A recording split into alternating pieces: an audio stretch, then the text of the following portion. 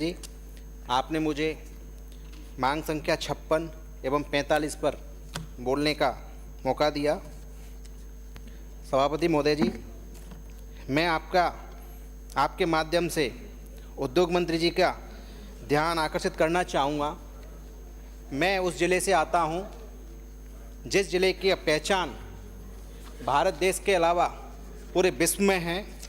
आज चाहे आगरे का लाल किला हो, चाहे लाल किला दिल्ली का हो, पुरानी संसद भवन हो, नई संसद भवन हो, राम मंदिर का निर्माण कार्य हो, उसमें धौलपुर स्टोन काफ़ी महत्वपूर्ण अपनी जगह रखता है।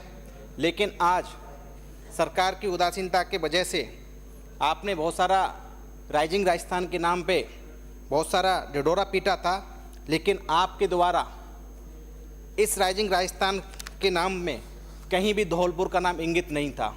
मेरा सभापति महोदय जी, आपके माध्यम से इस सदन में मंत्री महोदय से निवेदन है कि आप धौलपुर स्टोन जो अपनी एक पहचान रखता है, देश विदेश में पहचान रखता है, उसके लिए कोई स्पेशल नीति बनाए, क्योंकि आज वो अपनी दम तोड़ रहा है। धौलपुर स्टोन के नाम पे आज कहीं भी जाएं तो उसके लिए कहीं भी उसके लिए जगह नहीं है, क्योंकि सरकार ने अपना उदासीनता रवैया धौलपुर स्टोन के लिए अपनाया था।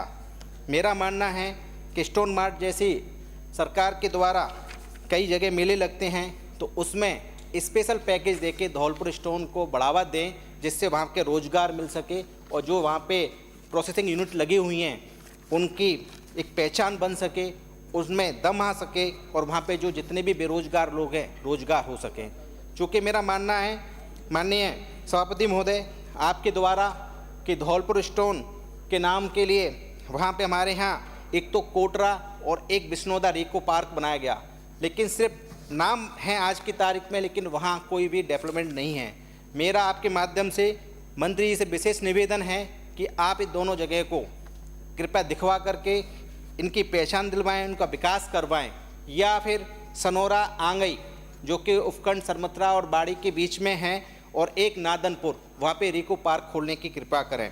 मेरा आपका सदन के माध्यम से निवेदन है। साथ ही मैं ये कहना चाहूँगा कि धौलपुर में लीज जो खनन माइंस हैं उनमें आज पत्थर नहीं है, क्योंकि एक ही जगह पे बार बार खनन करते करते वहाँ पे पत्थर ख़त्म हो चुका है।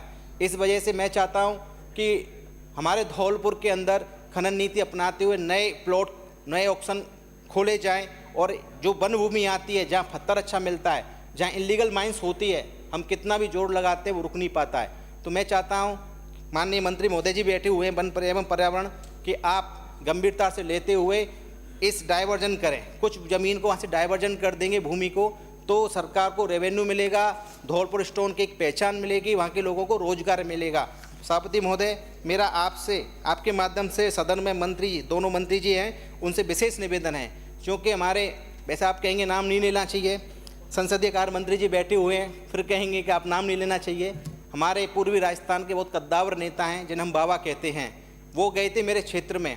मैं कोई आरोप नहीं लगा रहा हूँ, लेकिन मेरा निवेदन है कि उन्होंने वहाँ एक वादा किया था मेरे क्षेत्र में लोगों से कि मैं माइंस, वन विभाग और रेवेन्यू के बड़े अधिकारी, सेक्रेटरी लेवल के अधिकारियों को लेके आऊँगा और यहाँ का एक सीमाबंद कराऊँगा। तो मेरा मानना है कि उन्होंने जो वादा किया तो आप उसको आप पूरा करें, सदन के माध्यम से रहें, जिन्हें हम बाबा कहते हैं, प्यार से बाबा कहते हैं ये।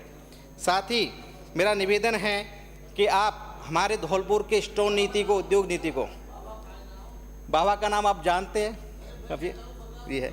साथ ही मैं कहना चाहूँगा हमारे जो वन एवं पर्यावरण मंत्रालय के मंत्री जी बैठे हुए हैं कि मेरा जो क्षेत्र है धौलपुर के अंदर जहाँ मैं निवास करता हूँ 90% एरिया फॉरेस्ट में आता है। 90% एरिया नाम मात्र की जगह है खेती क्यारी के लिए, जिसकी जवाबंदी हो या कोई हो। 90% सर, 90% एरिया ये है। आप सुनने का थोड़ा मायदा रखना, टाइम जरूर लगेगा, आपका संरक्षण भी चाहिए मुझे। मैं चाहता हूं कि वन अधिकार नियम के तहत धौलपुर जिले में आज तक एक भी पट्टा जारी नहीं हुआ है। एक आज तक हम लोगों ने कई जगह अप्लाई किए, ग्राम पंचायत लेवल से पास हो जाता है, उपखंड स्तर पर अटकलें लगाई जाती हैं और फिर जिले लेवल पर अटका दिया जाता है। तो ये बड़ी शर्म की बात है कि धौलपुर जिले में FRA नियम के तहत आज एक भी पट्टा नहीं है, जबकि हम वहाँ के बासिंदे हैं। FRA नियम 2006 के तहत उसमें स्पष्ट लिखा हुआ है कि ऐसे अनुसूचित जनजातियां या ऐसे वन्य निवासी जो परंपरागत वन में रहते हैं, तो उनमें एसटी के लिए तो इस साफ लिखा हुआ कि दिसंबर 2005 से पहले का निवास प्रमाण पत्र होना चाहिए, और अन्य की लिखा है 3 पीढ़ी, समथिंग 1930 के डॉक्यूमेंट्स होना चाहिए। उसके लिए चयनित भी किया गया कि जैसे वहाँ स्कूल हो, स्कूल में नामांकन हो, कोई बुजुर्ग आदमी हो, कोई पुराना पेड़ हो, या कोई ऐसी पहचान हो, या आपके पास कोई सबूत हो, LRA 91 की कोई रसीदें हों, तो उसके आधार पे FRA नियम के तहत पट्टा मिलता है। लेकिन आज वहाँ पट्टा नहीं मिल रहा है।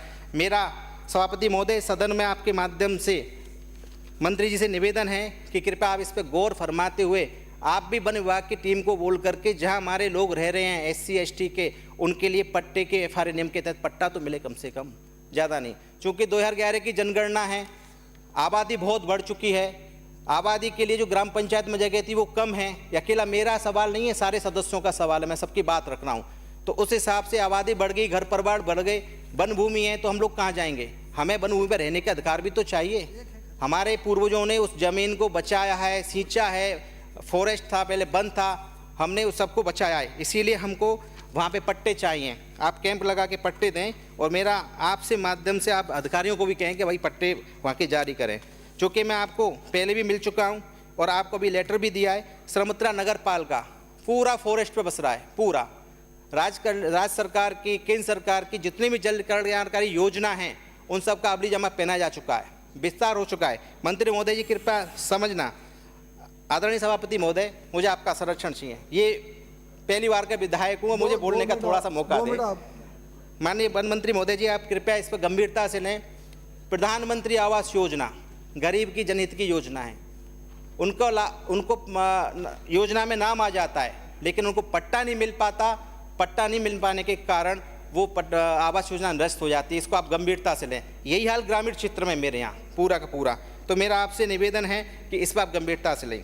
साथ ही मेरे यहाँ राजस्थान का 5वां करौली धौलपुर टाइगर सेंचुरी बनने वाली है, उसमें आपके द्वारा बताया गया कि 15 लाख रुपए पर पर्सन दिया जाएगा, 18 साल से बड़े व्यक्ति का ये है।